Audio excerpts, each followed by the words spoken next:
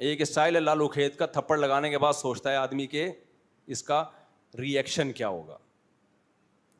تو مشرک کیا کرتا ہے, الفاظ کے بکھیڑوں میں الجھاتا ہے. آپ یہ آج کل یہ منجن بہت بک رہا ہے, بہت زیادہ بک رہا ہے یہ منجن. وہی میں بار بار کہتا ہوں نا, فرقہ واریت کے خلاف. میں کس کے خلاف ہوں؟ فرقہ واریت کے خلاف. لوگ کہتے ہیں ویل ڈن, یہ بندہ ہے نہ حنفی ہے, نہ شافی ہے, نہ دیوبندی ہے, نہ بریلوی ہے, نہ شیعہ ہے, نہ سنی ہے. واہ واہ, کام کیا ہو رہا ہے؟ نیا فرقہ لانچ. بجائے اتنے ساروں کو ختم کرنے کے ایک نیا مارکیٹ میں آ رہا ہے. لوگ کام نہیں دیکھ رہے, لوگ کیا دیکھ رہے ہیں؟ لیبل دیکھ رہے ہیں. تو بھائی ہم تو یہی چیخ چیخ کے تھک گئے, اللہ کے بندو لیبل مت دیکھو, کام دیکھو. دیکھو تبلیغ والے فرقہ واریت کے خلاف ہیں, کام سے پتہ چلتا ہے خلاف ہیں.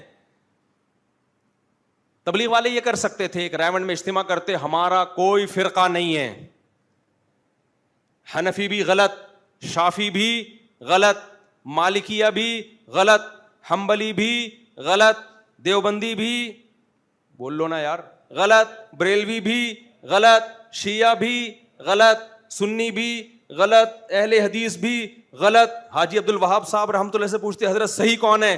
صحیح صرف ہم, کیونکہ ہمارا کوئی فرقہ نہیں ہے. سمجھ میں نہیں آ رہی بات؟ پھر اس جماعت میں جب کوئی آتا, پھر حاجی عبد الوہاب صاحب کی قرآن و حدیث کی روشنی میں اپنی ایک نئی نماز آتی مارکیٹ میں. ٹھیک ہے نا, سمجھ رہے ہو؟ جو نہ حنفیوں سے میچ کر رہی ہوتی, نہ شافیوں سے میچ کر رہی ہوتی. کچھ نئے مسائل آتے جو پوری امت سے الگ ہوتے, کیونکہ پوری امت تو گھاس کھا رہی تھی اب تک. آپ فرقہ واریت کے خلاف. پھر جب کہتے حضرت یہ تو ابو حنیفہ بھی اس کے قائل نہیں ہے, آپ کوئی نیا مسئلہ مارکیٹ میں لے کر آئے ہیں, یہ تو اجماع امت کے خلاف ہے. وہ کہتے ہیں میں کسی کو نہیں مانتا, میں صرف قرآن کو اور حدیث کو مانتا ہوں, اور سہروزے کی جو جماعتیں میں نکالوں گا ان جماعتوں میں یہی سکھایا جائے گا کہ صرف قرآن حدیث, اور قرآن حدیث کا مطلب یہ ہوگا کہ باقی سارے کیا ہیں؟ غلط. قرآن حدیث کو تو سب مانتے ہیں, لیکن قرآن حدیث کو اس طرح سے ماننا کہ باقی سب کو کیا کر دینا, کہ باقی سب گھاس کھا رہے تھے, وہ تورات انجیل پر عمل کر رہے تھے, ہم کیا کر رہے ہیں؟ ہم ہیں جو قرآن و حدیث کو لے کر آئے ہیں. تو تبلیغی جماعت سے بڑا فرقہ پھر دنیا میں نہیں ہوتا. پھر حاجی عبد الوہاب صاحب سے جب اختلاف ہوتا کسی اور بزرگ کا, تو ایک فرقہ 2 فرقوں میں ڈیوائڈ. پھر کسی اور کا اختلاف ہوتا تو 4 فرقے, پھر 8. اب تک تبلیغی جماعت کے 48,000 فرقے بن چکے ہوتے. سب کا یہ دعویٰ ہوتا کہ ہمارا کوئی فرقہ نہیں ہے. کام فرقہ پرستی کا ہوتا, لیبل امت کے اتحاد کا لگتا. تبلیغ والوں نے کام کو فوکس کیا, لیبل کو فوکس نہیں کیا. نہیں آ رہی بات؟ اب میں بتاتا ہوں تبلیغ والوں نے کیسے فرقہ واریت ختم کی ہے. تبلیغ والوں نے سب سے پہلے توحید کا نعرہ لیا کہ توحید. اتنے لبرل نہیں بن گئے کہ مشرک کو بھی جگہ دے دی انہوں نے. سب سے پہلے لا الہ الا اللہ, آسان زبان میں اس کا کہ بھئی اللہ سے ہونے کا یقین, غیر اللہ سے نہ ہونے کا یقین. یا ہونے کا مطلب اسباب سے ہٹ کے اگر کوئی کچھ کر سکتا ہے تو صرف کون کر سکتا ہے؟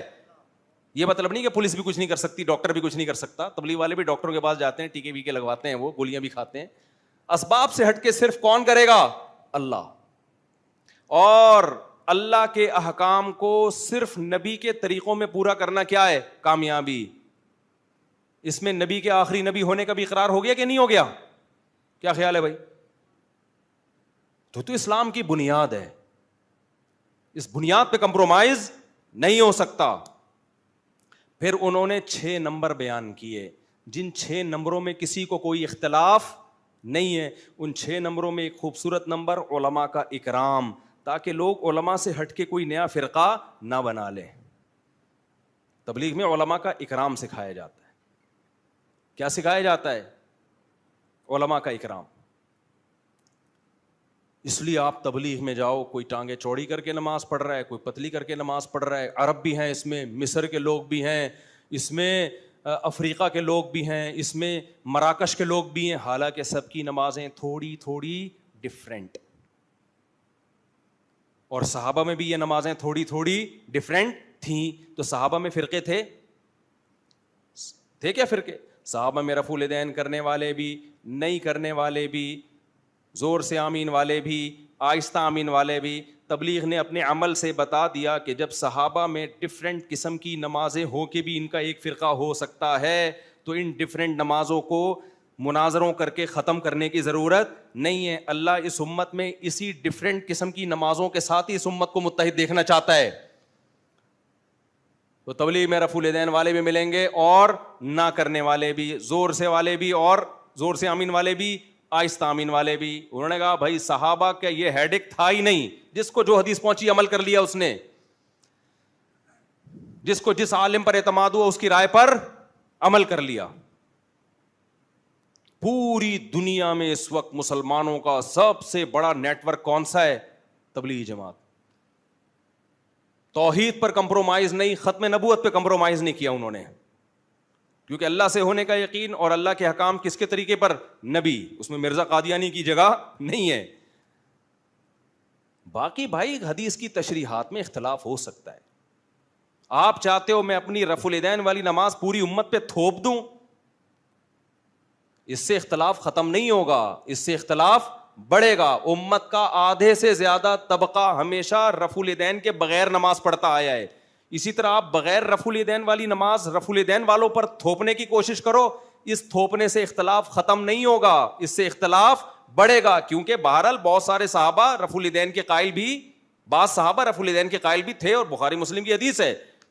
اختلاف اس میں کہ آخری دم تک کیا کہ نہیں کیا, تو اختلاف ختم نہیں ہو سکتا.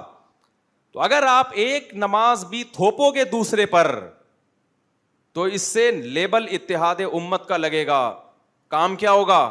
اختلاف امت کا. تو تبلیغ نے لیبل نہیں لگایا, تبلیغ والوں نے کیا کیا ہے؟ کام کر کے دکھایا ہے. اور آج بہت سارے اسکالر اتحاد کا لیبل لگا رہے ہیں, کام کر رہے ہیں امت کو توڑنے کا. اور جتنے نئے فرقے بنے ہیں نا, جنہوں نے چاروں مذاہب کو ختم کرنے کی کوشش کی ہے کہ بھئی حنفی, شافعی, مالکی, حنبلی یہ چاروں غلط, ایک پہ آ جاؤ, ان کے 4 سے بھی زیادہ فرقے ہوئے ہیں. سمجھ رہے ہو؟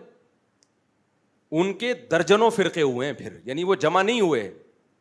ہونا تو یہ چاہیے تھا چاروں کو ایک بنا دیا جاتا نا, یا 4 تک رہنے دیا جاتا.